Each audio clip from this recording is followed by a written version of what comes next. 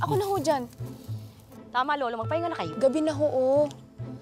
Magpahinga ka na, Lo. Alam ko pong pagod ka. Ako na po bahala dito. Mabuti pa nga. Oh, Gina.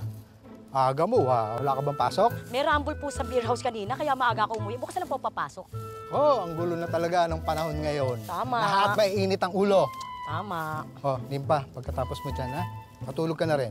Ha? Ingat Sige kayo. po, Lolo. Pahinga na po. Huy, nakita mo ba? Ha? Ang alin?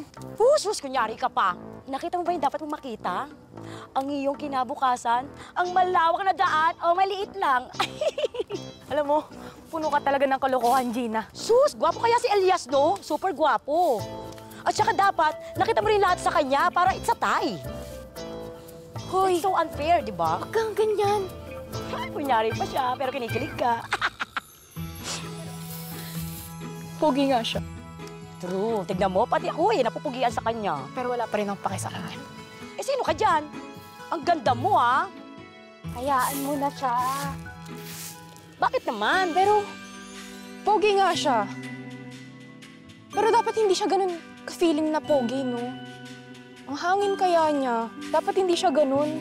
Eh, di ikaw na. Siyempre naman, no? Dami kaya bumibili sa pinya ko.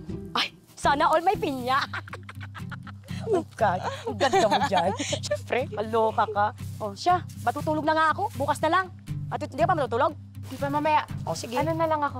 Good night. Sunod na lang ako. Okay.